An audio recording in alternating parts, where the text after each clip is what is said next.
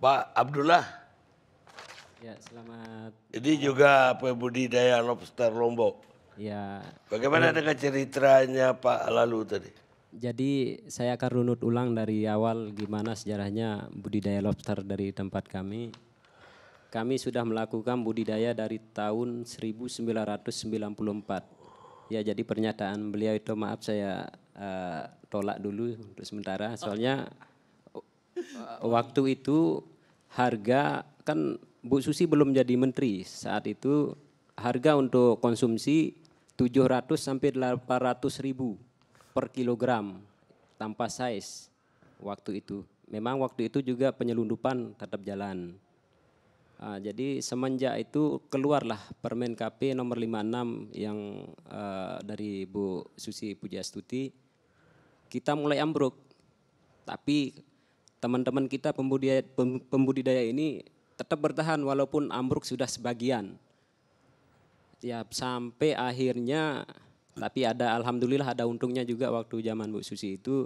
Soalnya kita untuk bibitnya kita terpenuhi terus. Waktu itu kita bisa beli dari 1.000 sampai 2.000 rupiah per ekor untuk pasir dan mutiara 5.000 sampai 7.500. Nah, setelah itu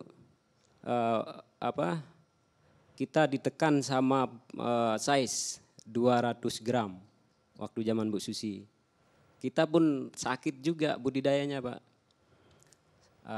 Tapi alhamdulillah dari pergerakan teman-teman ini kita usahakan supaya tetap maju dan maju untuk budidaya ini.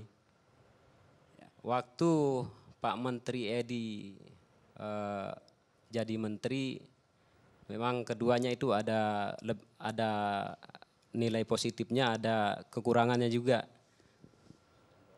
Untuk Pak Edi, soalnya dia membuka ekspor, keran ekspor ini.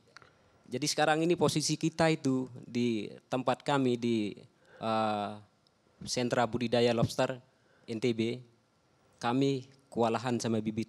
Bibit langsung tidak ada. Memang ada, tapi harga mahal. Sekarang harga 6.000 sampai 7.000. Ya. Dulu kita beli cuman 1.000 sampai 2.000 untuk pasir. Bang Karni, boleh saya potong Bang Karni, ya? Coba dilihat sekarang, ya. Kenyataan yang ada di NTB itu sekarang ini, apakah budidayanya dia jalan atau gimana? Karena permintaan Vietnam ini harga dia hanya berani beli dengan harga rendah. Sedangkan kita harapkan dengan harga yang tinggi nih.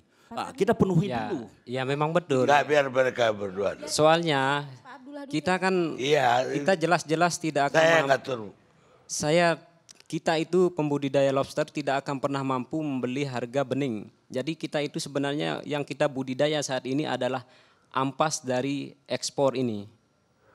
Ya. Jadi sebenarnya kita sudah sakit, sampai sekarang kita sakit. Kita paksakan beli lobster dari alam yang ukuran 20 sampai 30 gram. Dalam 10 kilo kadang tinggal 4 biji yang hidup. Karena banyak yang ditangkap pakai potasium. Iya. Jadi Anda lebih suka tegasnya seperti zaman Ibu Susi? Kalau zamannya Ibu Susi kan tidak boleh.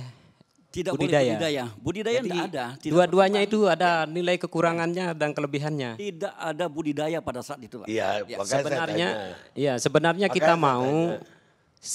kita mau ini bibit ini ditangkap, boleh ditangkap hanya untuk budidaya. Jadi dengan begitu otomatis kebutuhan bibit itu kita akan ambil sebatas kebutuhan saja. Jadi banyak yang bilang bibit ini tidak akan pernah habis. Jadi kita kan tidak berbicara di atas kertas yang bisa ditulis, bisa ditambah dan sebagainya. Kita belajar dari lokasi kita.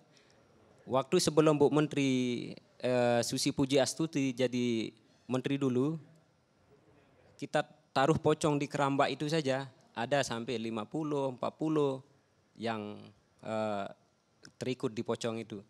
Sekarang sudah tidak ada, berkurang. Jadi sekarang teman-teman yang nangkap benur ini, sebenarnya benur ini dia ngambil dari Bima, Dompu. Kalau di Lombok itu kira sudah kurang. untuk bibitnya. Jadi mungkin betul sekarang ini bibitnya tidak habis, ya kan? Tapi sudah berkurang dan lambat laun mungkin bisa jadi barang koleksi saja. Seperti moltingnya itu saja.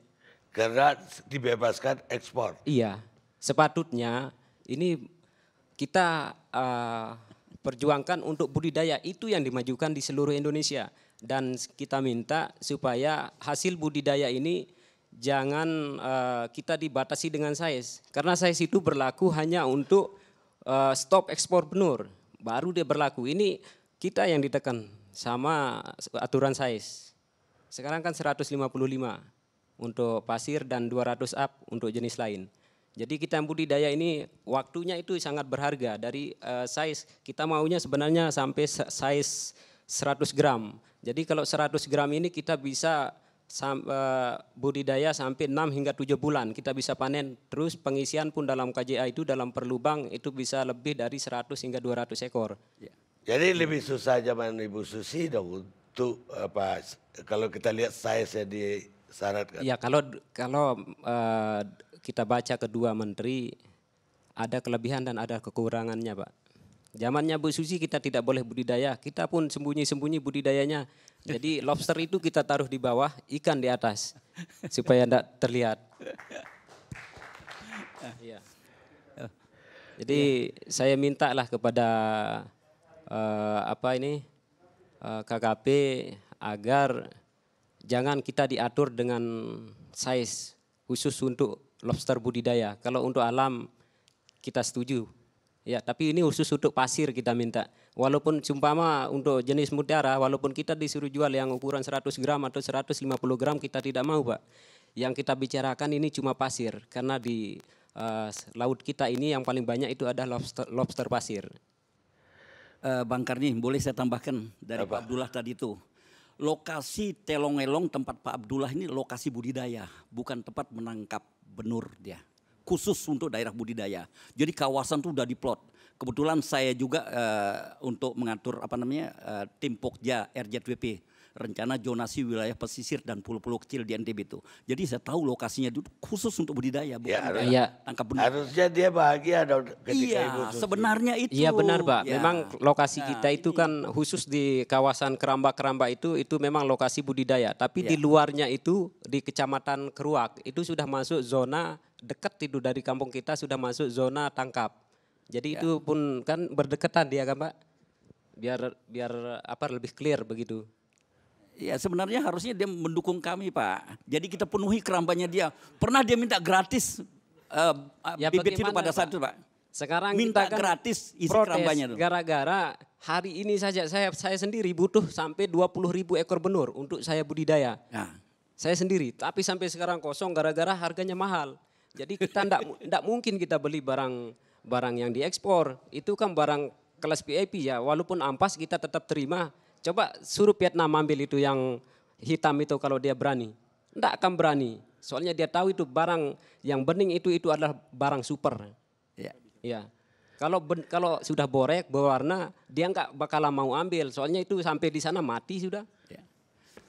Tapi apakah benar benur itu pada bulan tertentu kalau dia udah mulai besar balik lagi ke Australia? Nah kalau itu kurang tahu, Pak. Soalnya itu kan Tuhan yang bisa menilai. Tidak ada yang ngikutin soalnya benur itu kemana larinya.